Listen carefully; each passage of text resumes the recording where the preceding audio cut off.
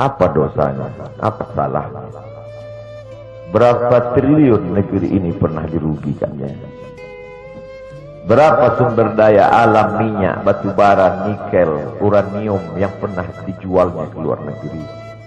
Berapa BUMN perusahaan yang pernah dijualnya aset-aset negara? Ada yang pernah dia jual?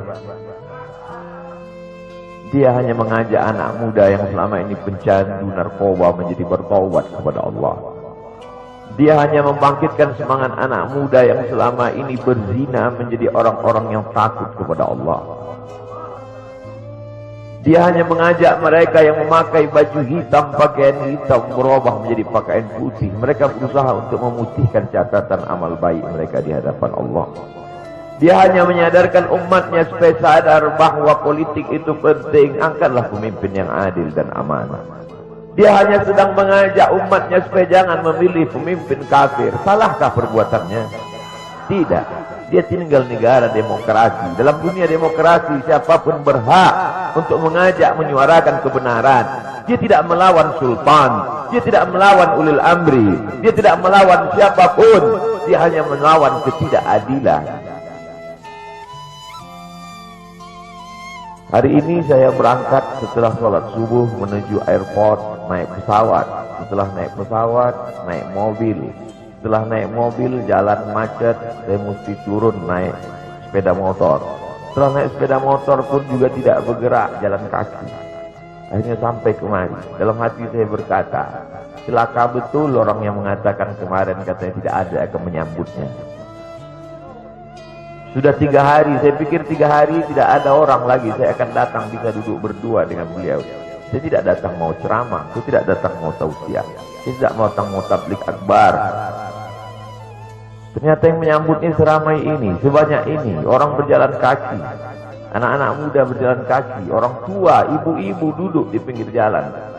Apa yang membuat mereka datang kemari? Satu, cinta. Lahu baru ni'aliha ahabbu ilayya wa asfadi balwaha, kata Qais. Debu yang menempel di sandal Laila lebih dapat menghilangkan rasa sakit dan duka. Hanya cinta kepada Laila, apalagi cinta kepada zuriat Nabi Muhammad sallallahu alaihi wasallam. Andai engkau orang alim, andai engkau hafal kitab, andai engkau mengerti kitab kuning, banyak ilmumu, tapi ada kebencianmu kepada ahli bait Rasulullah SAW, hilang keberkahan ilmu. Andai engkau punya derajat seperti seorang wali, andai engkau diangkat Allah sebagai wali, maka jatuh derajat kewalianmu hanya karena kebencianmu kepada ahli bait. Apa kata Kiai Haji Maimun Zubair? Ahli bait itu seperti Quran yang lapuk. Andai ada ahli bait itu yang nakal, yang jahat sekalipun, dia tetaplah seperti Quran yang lapuk. Quran yang buruk, andai titiknya sudah tidak ada lagi, tak akan mungkin kau akan buang. Kau tetap juga akan jaga dia, kau akan cium dia. Kenapa? La yamassuhu illal mutahharun. Allah yang mensucikan.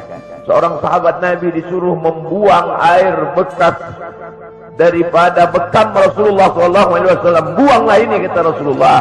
Lalu kemudian beliau pergi ke belakang. Setelah itu dia datang lagi menghadap Rasulullah SAW. Rasul tahu apa yang dia lakukan, karena Nabi dapat wahyu. Nabi terbuka hijab, tapi Nabi ingin bertanya kepada dia. Bukan Nabi tidak tahu, Nabi tahu, diberikan Allah pemberitahuan. Nabi ingin memberitahu siapa yang tidak tahu.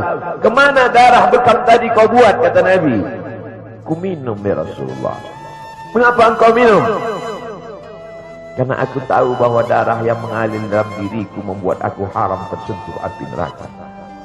Mengalir darah itu dari dia kepada Sayyidatuna Fatimah, dari Fatimah kepada Sayyidina Al-Hasan, dari Sayyidina Al-Hasan ada juga kepada Sayyidina Al-Husain, dari Sayyidina Al-Husain kepada Sayyidina Ali Zainal Abidin, dari Zainal Abidin kepada Sayyidina Muhammad Al-Baqir, dari Sayyidina Muhammad Al-Baqir mengalir darah itu kepada Sayyidina Ja'far Sadiq. Dari Ja'far Sadiq mengalir kepada Sayyidina Ali Al-Uraidi. Dari Ali Al-Uraidi mengalir darah itu kepada Sayyidina Muhammad An-Naqib. Dari Muhammad An-Naqib mengalir darah itu kepada Sayyidina Isa.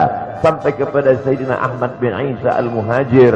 Lalu kemudian darah itu mengalir kepada Imam As-Saggaf, Al-Idrus, Al-Haddad, Al-Abbas.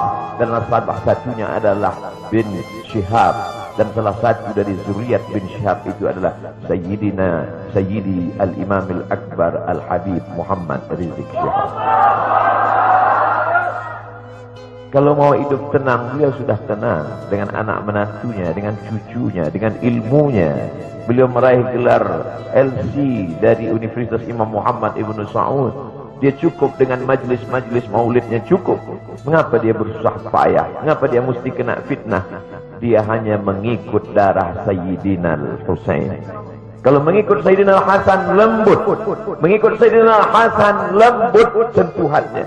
Maka para ahli bait ini mengikut dua aliran. Sayyidina Al-Hasan dan Sayyidina Al-Husain. Kedua-duanya saya cintai.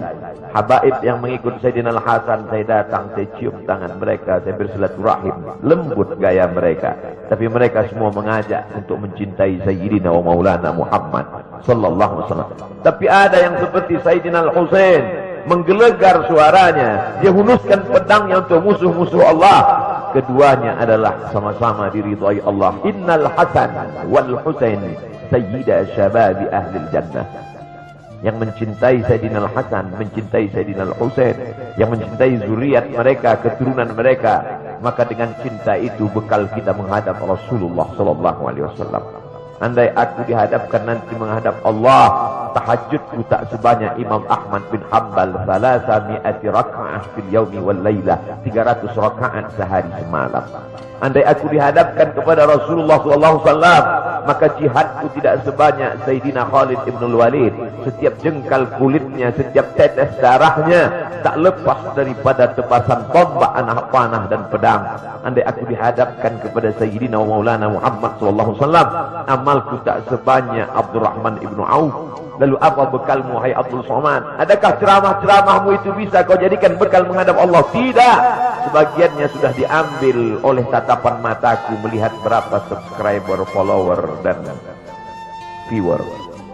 Abdul Somad mungkin habis amalnya sudah riya. Satu-satunya yang akan kujadikan bekal menghadap Rasulullah hanyalah aku pernah mencintai keturunannya. Aku pernah mencintai zuriatnya.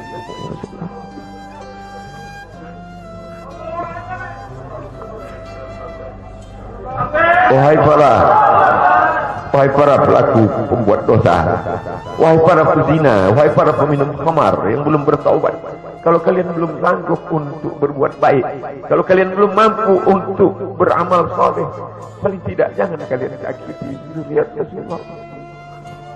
Jangan kalian keluarkan kata-kata, jangan keluarkan kata-kata fitnah. Bagaimana kalian akan menghadap Rasulullah?